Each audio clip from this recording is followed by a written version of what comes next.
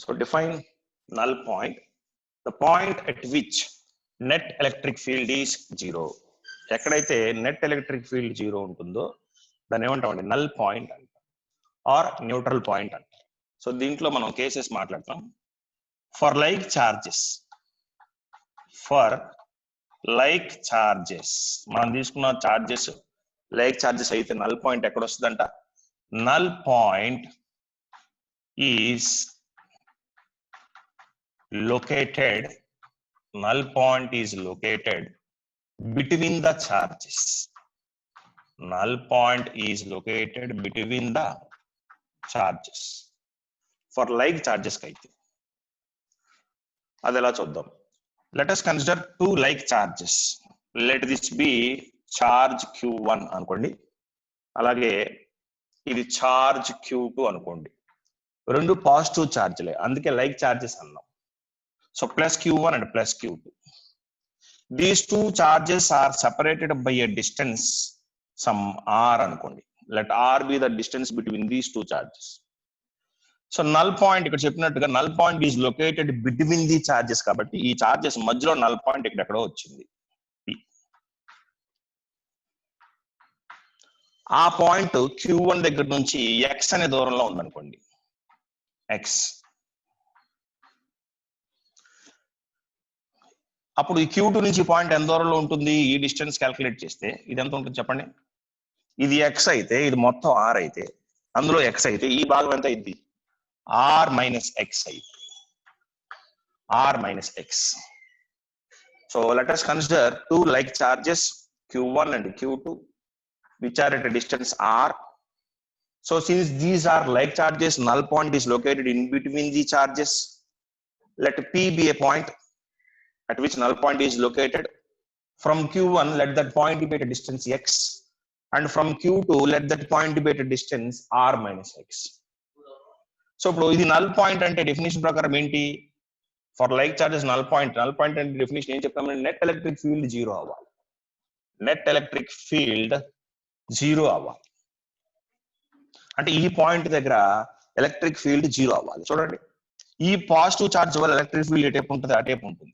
ఈ పాయింట్ దగ్గర E1 bar ఇటేపు ఉంటుంది. E1 బార్ నిన్న మాట్లాడుకున్నాం మనం. For positive charge always electric field will be away from the charge, and for negative charge electric field will be towards the charge. Since this is a positive charge electric field will be away from the charge, కాబట్టి దీని వల్ల వచ్చే electric field E1 bar అటేపు ఉంటుంది. అలాగే ఇది positive charge కాబట్టి ఈ point దగ్గర దీని వల్ల వచ్చే ఎలక్ట్రిక్ ఫీల్డ్ E2 బార్ అది ఈ డైరెక్షన్ లో ఉంటుంది. E2 bar so E1 bar అటేపు ఉంది, E2 బార్ ఇటేపు ఉంది. సో ఇక్కడ నెట్ ఎలక్ట్రిక్ ఫీల్డ్ 0 అవటం అంటే కండిషన్ ఏంటంటే ఈ net bar is equal to E1 bar plus E2 bar is equal to 0 అవ్వాలి. సో ఈ రెండు యాంటీ ప్యారలల్ వెక్టార్స్ కాబట్టి రిజల్టెంట్ ఏమైందంటే E1 bar plus E2 bar is equal to 0 కి సమానం అవ్వాలి నల్ పాయింట్ అంటే. So that means E1 bar is equal to ఈ దట్ వెళ్తే ఏమైందండి మైనస్ E2 బార్ అవుతుంది. మరి మ్యాగ్నిట్యూడ్ పరంగా రాస్తే ఏమో రాయొచ్చు, మ్యాగ్నిట్యూడ్ పరంగా రాస్తే E1 bar is equal to E2 bar అని రాయొచ్చు. E1 bar is equal to E2 bar. So E1 bar magnitude పరంగా అంటే బార్లు ఉండవు, okay right. E1 is equal to E2. E1 అంటే ఈ పాజిటివ్ చార్జ్ వల్ల ఇక్కడ వచ్చే ఇంటెన్సిటీ, E2 అంటే ఈ పాజిటివ్ చార్జ్ వల్ల ఇక్కడ వచ్చే ఇంటెన్సిటీ. ఈ పాజిటివ్ చార్జ్ వల్ల ఇక్కడ వచ్చే ఇంటెన్సిటీ ఏమైతుంది, formula 1/4πε0 Q1 by R square. R square అంటే డిస్టెన్స్ ఎంత దూరంలో ఉందండి, Q1 అనేది పాయింట్ దగ్గర నుంచి x అనే దూరంలో ఉంది కాబట్టి Q1 by x square is equal to. అలాగే E2 అంటే ఈ చార్జ్ వల్ల ఇక్కడ వచ్చేటువంటి ఇంటెన్సిటీ నిన్న చెప్పినటువంటి ఫార్ములా ప్రకారం 1/4πε0 Q/r².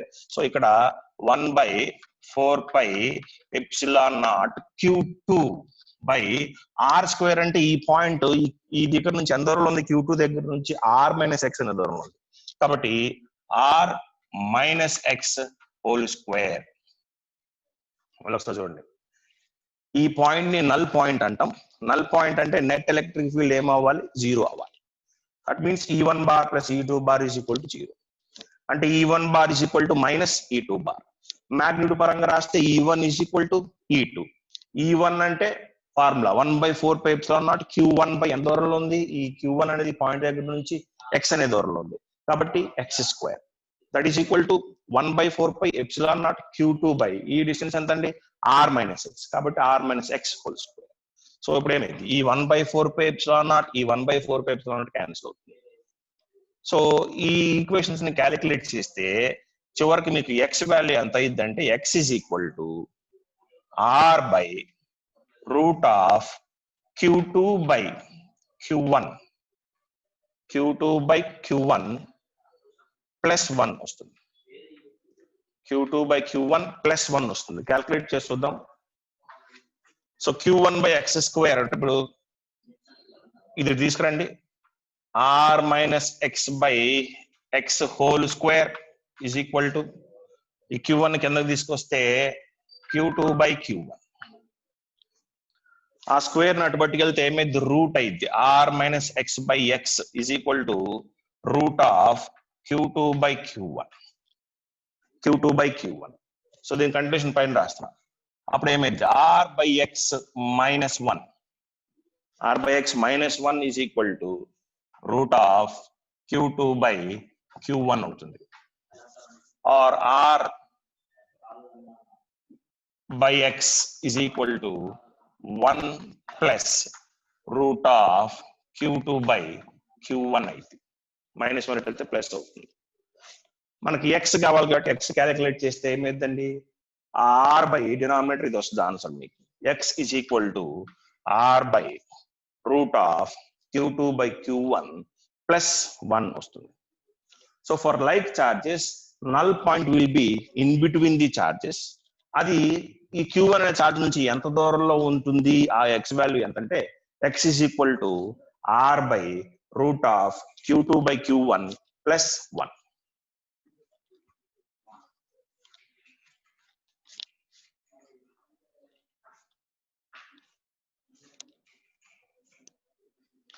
Next for unlike charges చూద్దాం. For unlike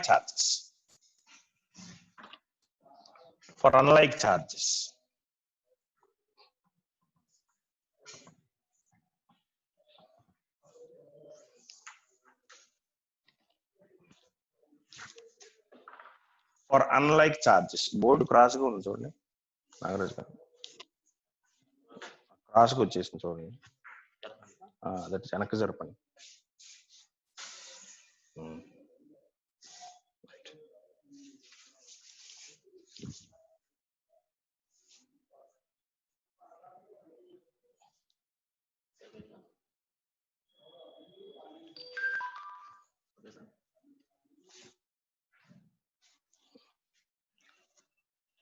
Right, next for unlike charges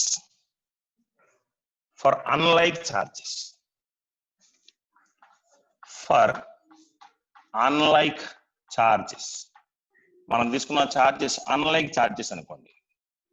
అప్పుడు నల్ పాయింట్ ఎక్కడ వస్తుంది అంటే is located out side the line joining the charges.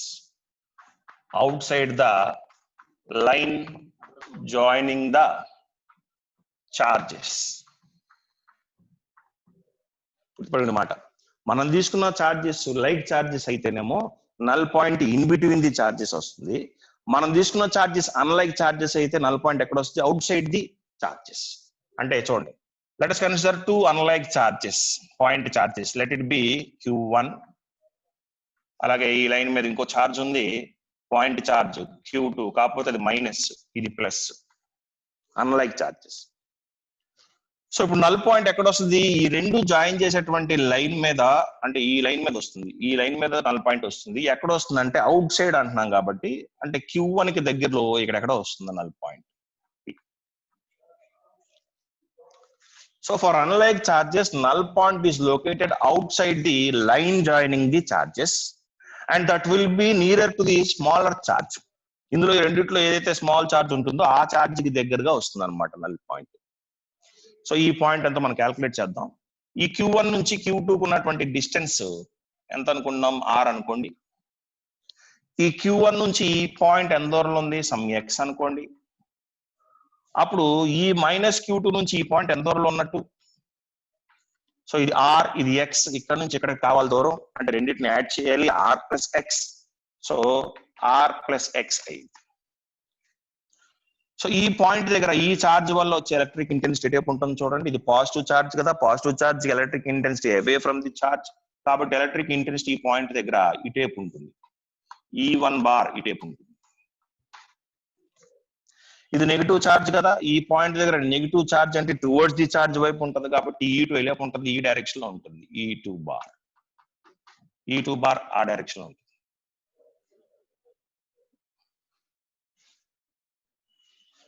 Away from the charge. So ఇక్కడ కూడా కండిషన్ ఏమవుతుంది? E1 minus E2 is equal to 0. ఒక నిమిషం.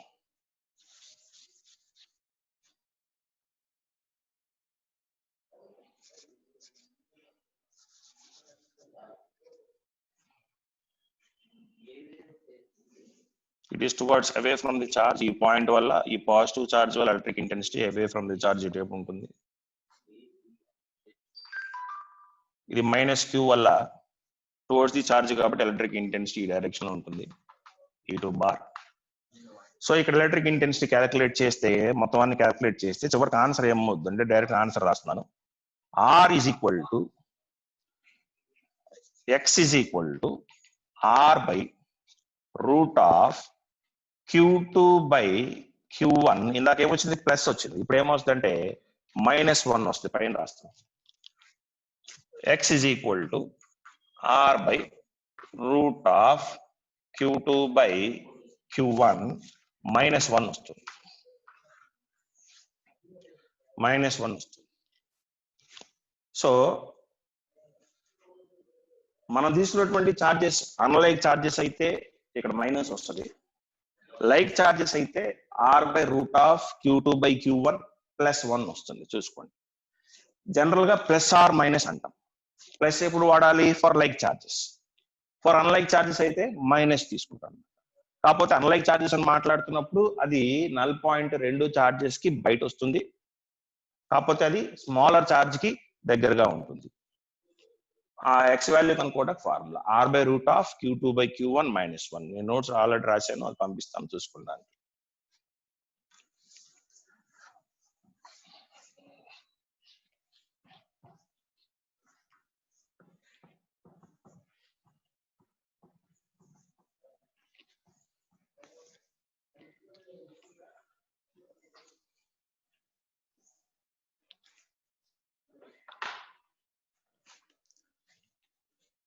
Next, principle of superposition. Principle of superposition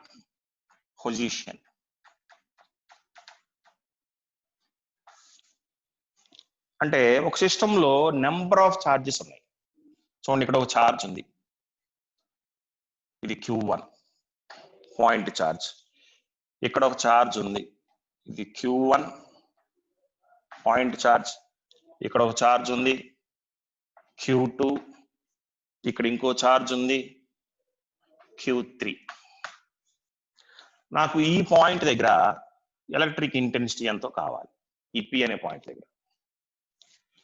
so Q1 నుంచి P, ఇది some R1 అనే దూరంలో ఉంది, ఇది R2 అనే దూరంలో ఉంది, ఇది R3 అనే దూరంలో ఉంది. సో ఈ Q1 వల్ల వచ్చే electric field intensity away from the charge అంటే ఇలా ఉంటుంది, ఇది E1 బార్. ఈ Q2 వల్ల వచ్చే electric intensity away from the charge కాబట్టి ఈ పాయింట్ దగ్గర అవే ఫ్రమ్ ది చార్జ్ అంటే ఎట్లా ఉంటుంది, ఈ డైరెక్షన్ ఉంటుంది, E2 బార్. ఇది E3 bar, E3 bar. So the net electric intensity at this point రాయచ్చండి, E net bar is equal to, అన్నిటిని యాడ్ చేయాలండి, వెక్టారికల్ గా అన్నిటిని యాడ్ చేయాలి. E1 bar plus E2 bar plus E3 bar plus అలా so on sum infinity. So దీన్నే మనం principal of superposition అంటారు. అంటే ఇప్పుడు దాకా మనం మాట్లాడింది రెండు చార్జెస్ గురించి. ఒక సిస్టమ్ లో n చార్జెస్ ఉన్నాయి అనుకోండి, మరి n చార్జెస్ ఎలక్ట్రిక్ ఇంటెన్సిటీ కావాలంటే ఏం చేయాలి, అన్నిటినీ వెక్టారికల్ గా యాడ్ చేసుకుంటూ వెళ్ళాలి. ఈ చార్జ్ వల్ల వచ్చే ఎలక్ట్రిక్ ఇంటెన్సిటీ E1 ఇటేపు ఉంది, ఈ చార్జ్ వల్ల వచ్చే ఎలక్ట్రిక్ ఇంటెన్సిటీ స్ట్రైట్ గా ఉంది, ఈ చార్జ్ వల్ల వచ్చే ఎలక్ట్రిక్ ఇంటెన్సిటీ E3 ఉంది. అంటే ఈ పాయింట్ దగ్గర 3 ఎలక్ట్రిక్ ఇంటెన్సిటీస్ యాక్ట్ అవుతున్నాయి. No what is the net electric intensity అంటే అన్నిటిని యాడ్ చేయాలి. సో దాన్ని ప్రిన్సిపల్ ఆఫ్ సూపర్ పొజిషన్ అంటారు. So according to the principle of superposition, the net electric field due to the system of charges will be equal to the vector sum of all the individual electric intensities due to the individual charges.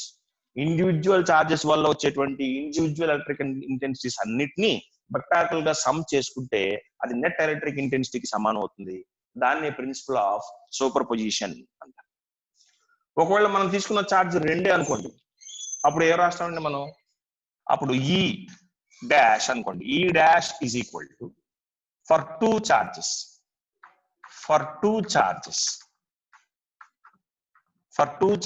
according to principle of superposition, net electric intensity E dash is equal to ఏం రాస్తాం, E1 bar plus E2 bar రెండు add చేయాలి. ఈ capital E bar is equal to, అంటే దీన్ని ఏం రాయొచ్చు మనం మ్యాగ్నిట్యూడ్ పరంగా రాస్తే E dash is equal to parallelogram law of vectors ప్రకారం root of E1 square plus E2 square plus 2E1 E2 cos theta అన్నారు. So for two charges, for n charges net electric intensity is ఈ formula, for two charges electric intensity is E1 bar plus E2 bar. Resultant అంటే parallelogram law of vectors ప్రకారం root of E1 square plus E2 square plus 2E1 E2 cos theta, where theta is the angle between E1 and E2. మనం తీసుకున్న రెండు charges ఇవే అనుకోండి, ఆ రెండింటి మధ్యలో ఇక్కడ యాంగిల్ ఎంత ఉందో ఆ యాంగిల్ కూడా తీసుకుంటాం మనం. So that will be net electric intensity అని చెప్తాం. సో ఈ ఫార్ములా గుర్తుపెట్టుకోండి ఫర్ టూ చార్జెస్ అయితే. అదే కనుక ఇప్పుడు theta, if theta is equal to 60 degrees అన్నప్పుడు ఎంత అవుతుంది, if theta is equal to 90 degrees ఉన్నప్పుడు ఎంత అవుతుంది, if theta is equal to 120 degrees ఉన్నప్పుడు ఎలక్ట్రిక్ ఇంటెన్సిటీ ఎంత అవుతుంది రెండు చార్జెస్ కి. If theta is equal to 60 degrees then substitute చేయండి cos 60. అంటే ఇక్కడ ముందు కండిషన్ తీసుకుందాము, E1 E2 ఉన్నప్పుడు అది, ఒకవేళ E1 E2 రెండు E అనుకోండి, if E1 is equal to E2 అన్నాడు అనుకోండి, రెండు ఎలక్ట్రిక్ ఫీల్డ్ ఇంటెన్సిటీ సేమ్ అనుకోండి, ఆ సేమ్ E అనుకోండి, సబ్స్టిట్యూట్ చేశారనుకోండి, అప్పుడు ఈ డాష్ ఏమైంది, ఈ dash is equal to root of E1 E2 బదులు E సబ్స్టిట్యూట్ చేస్తే E square plus E square plus 2E square cos theta వస్తుంది. సో దీన్ని క్యాలిక్యులేట్ చేస్తే ఈ డాష్ ఈజ్ ఈక్వల్ టు ఈ స్క్వేర్ ప్లస్ ఈ స్క్వేర్ 2E స్క్వేర్, ఇక్కడ ఒక 2E స్క్వేర్ ఉంది కామన్ దీన్ని, అప్పుడు root of 2E square into 1 plus 2 cos 1 plus cos theta వస్తుంది. 2E స్క్వేర్ కామన్ ఇస్తే మరి 1 ప్లస్ కాస్ థీటా అంటే ఫార్ములా ఏంటి, 2 cos square theta by 2, 2 cos square theta by 2 into 2 4 cos square theta by 2. ఈ square కూడా ఉంది, route లోంచి బయటికి రాస్తే చివరికి ఆన్సర్ ఏమైందంటే E dash is equal to 2E cos theta by 2 అవుతుంది, 2E cos theta by 2. So for two charges, electric intensity formula E1 bar plus E2 bar, అది మ్యాగ్నిట్యూడ్ పరంగా రాస్తే ఇంత అవుతుంది. ఒకవేళ E1 E2 రెండు సమానం అయికుంటే అంటే ఈకి సమానం అయితే అప్పుడు రిజల్టెంట్ ఇంటెన్సిటీ క్యాలిక్యులేట్ చేస్తే ఎంత వస్తుందంటే E dash is equal to 2E cos θ/2. సో ఇప్పుడు ఇందులో మాట్లాడదాం. If theta is equal to పక్కన రాదు, if theta is equal to 60 degrees, రెండు ఎలక్ట్రిక్ ఇంటెన్సిటీ సేమ్ కానీ వాటి మధ్యలో యాంగిల్ 60 degrees ఉంటే అప్పుడు ఎలక్ట్రిక్ ఇంటెన్సిటీ ఎంత అవుతుంది? దెన్ ఈ dash is equal to 2E cos 60/2 cos 30. cos 30 ఎంత? √3/2. 2 క్యాన్సిల్ అయిపోయి ఏమొచ్చిందండి? √3E అని వస్తుంది. √3E అంటే ఈ dash is equal to √3E అంటే 1/4πε0Q/r². మనం r అని తీసుకుంటే ఎంత తీసుకుంటాం? సో జనరల్గా √3E అని రాద్దాం. ఈ dash is equal to √3E. If theta is equal to 90 degrees అయింది అనుకోండి, అప్పుడు ఎంత అయింది? సో 90 బట్టండి, cos 90/2 cos 45 అంటే ఏమైంది? 1/√2 అంటే ఏమైంది? ఈ dash is equal to 2E into 1/√2 2/√2 అంటే √2 అవుతుంది. √2E అవుతుంది. If theta is equal to 120 degrees అయితే దెన్ ఈ డాష్ ఈజ్ ఈక్వల్ టు 120 పెట్టండి, cos 120/2 cos 60 cos 60 అంటే మళ్ళీ 1/2 2 క్యాన్సిల్, ఈ dash is equal to E అవుతుంది అనమాట. So according to principle of superposition for number of charges net electric intensity formula ఇది. For 2 charges అన్నప్పుడు ఇది. ఒకవేళ రెండు ఎలక్ట్రిక్ ఇంటెన్సిటీ సమానం అయితే నెట్ ఎలక్ట్రిక్ ఇంటెన్సిటీ ఫార్ములా ఇది. రెండింటి మధ్యలో యాంగిల్ 60 ఉన్నప్పుడు రిజల్టెంట్ ఇంటెన్సిటీ √3 అవుతుంది. రెండింటి మధ్యలో యాంగిల్ 90 degrees ఉన్నప్పుడు రిజల్టెంట్ ఇంటెన్సిటీ ఈ dash is equal to √2E అవుతుంది. రెండింటి మధ్యలో యాంగిల్ 120 degrees ఉన్నప్పుడు రిజల్టెంట్ ఇంటెన్సిటీ E అవుతుంది. సో దీని మీద కొన్ని అప్లికేషన్స్ ఉన్నాయి, అవి చేద్దాం.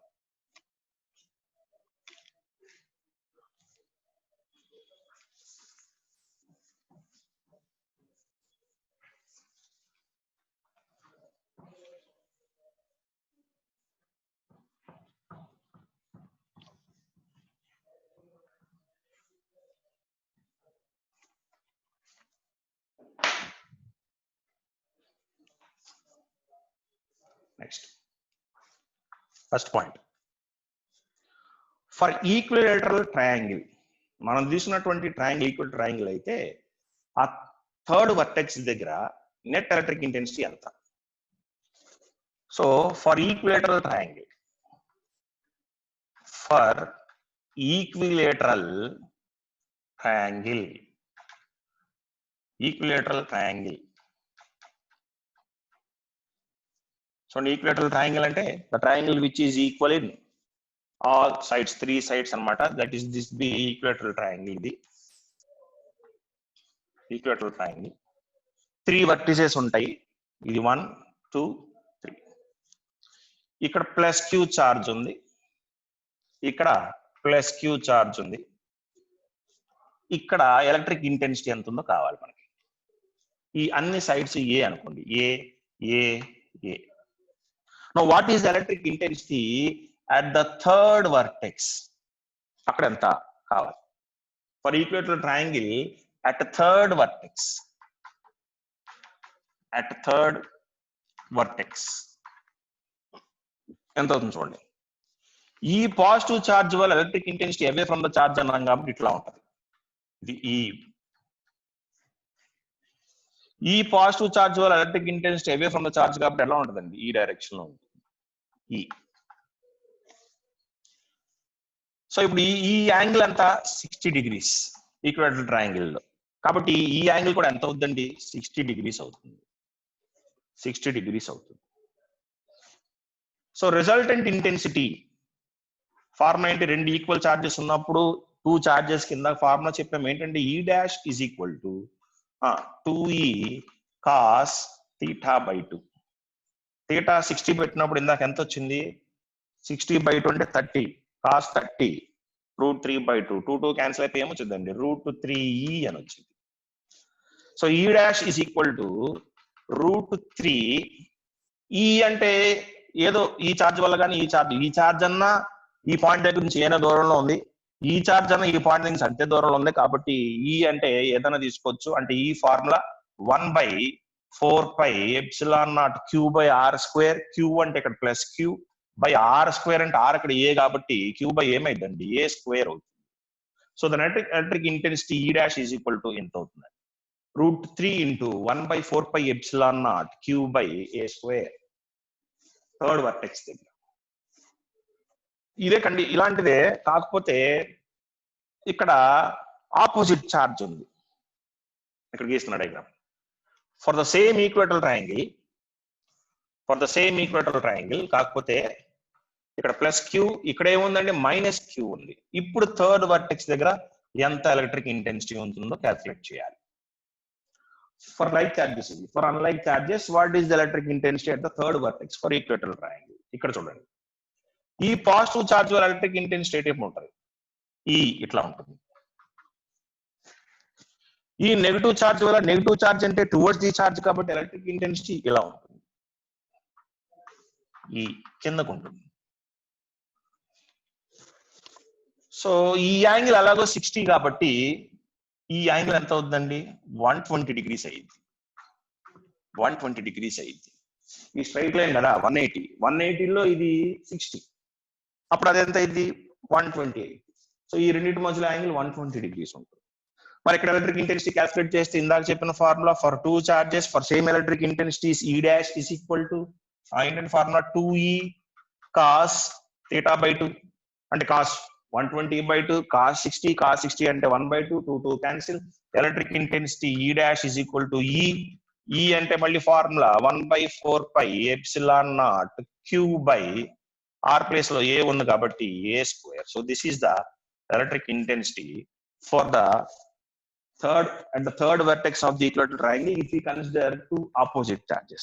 If we consider same charges, now what is the electric intensity at the third vertex? Ante E' is equal to √3E or E' is equal to √3 into 1/4πε0 Q/a².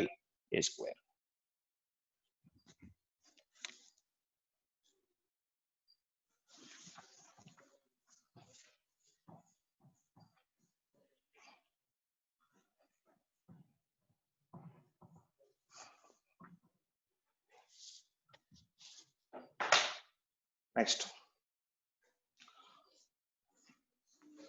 for square కి చూద్దాం. For square at centre O, square కి centre O దగ్గర ఎంత electric intensity ఉంటుంది calculate చేయాలి. So let us consider a square.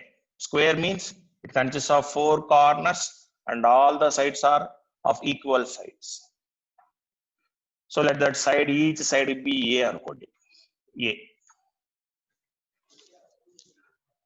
ఇది ఒక diagonal, అలాగే ఇది ఒక డయాగ్నల్. ఈ రెండు ఇక్కడ మీట్ అని, ఇది centre of the square O. ఇక్కడ కావాలి మనకి. అక్కడ ఎలక్ట్రిక్ ఇంటెన్సిటీ ఎంత ఉందో ఫైండ్ అవుట్ చేయాలి. సో ఇక్కడ ప్లస్ Q ఉంది. ఆల్ కార్నర్స్ దగ్గర ఏం ఛార్జ్ ఉందండి? ప్లస్ Q ఉంది. Q. What is electric intensity at the centre? ఈ ప్లస్ Q వల్ల ఎలక్ట్రిక్ ఇంటెన్సిటీ టైప్ ఉంటుంది, ఈ బార్. ఇదిగోండి, ఈ ప్లస్ Q వల్ల ఈ టైప్ ఉంటుంది, ఇలా ఉంటుంది ఈ బార్. ఇది A అనుకో, ఇది B అనుకో, ఇది C, ఇది D అనుకుందాం. ఏ దగ్గర ఉన్నటువంటి పాజిటివ్ చార్జ్ వల్ల ఎలక్ట్రిక్ ఇంటెన్సిటీ పైకి ఉంటుంది. బి దగ్గర ఉన్న ఈ పాజిటివ్ చార్జ్ వల్ల ఎలక్ట్రిక్ ఇంటెన్సిటీ టైప్ ఉంటుంది. సి దగ్గర ఉన్న పాజిటివ్ చార్జ్ వల్ల ఎలక్ట్రిక్ ఇంటెన్సిటీ ఇలా ఉంటుంది, ఈ బార్. అలాగే డి దగ్గర ఎలక్ట్రిక్ ఇంటెన్సిటీ ఇలా ఉంటుంది, ఈ బార్. ఇప్పుడు చూడండి, ఈ రెండు క్యాన్సిల్, అలాగే ఈ రెండు cancel. No what is the resultant electric intensity at this point O? అన్ని క్యాన్సిల్ అయిపోయినాయి కాబట్టి అది నల్ పాయింట్ కింద లెక్క. నెట్ ఎలక్ట్రిక్ ఫీల్డ్ 0 అయిపోయింది. సో ఈ నెట్ ఈజ్ ఈక్వల్ టు ఏమైందండి? 0. So for square at its center, what is the resultant electric intensity for all the charges, positive charges, అన్ని లైక్ చార్జెస్, సేమ్ చార్జ్ ఉంటే ఏమో d net is equal to 0. మరి centroid of the triangle తీసుకుంటే for centroid of the triangle. అక్కడ electric intensity అంత centroid. So let us consider a triangle. ఒక ఈక్వేటరల్ triangle తీసుకుందాం. ఇది ఈక్వేటరల్ ట్రయాంగిల్. ఇక్కడ ఏంటండి చార్జెస్ ఉన్నాయి ప్లస్ క్యూ 3 కార్నర్స్ దగ్గర 3 పాజిటివ్ చార్జెస్ ఉన్నాయి. సేమ్ చార్జ్ 3 పాజిటివ్ చార్జెస్ ఉన్నాయి.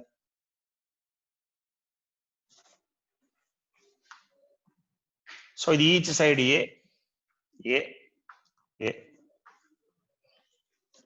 మనకేం కావాలి సెంట్రాయిడ్ అంటే చూడండి ఇక్కడ నుంచి ఇలా ఒక లైన్ డ్రా చేద్దాం. అలాగే ఈ మిడ్ పాయింట్ దగ్గర నుంచి ఇలా ఒక లైన్ డ్రా చేద్దాం.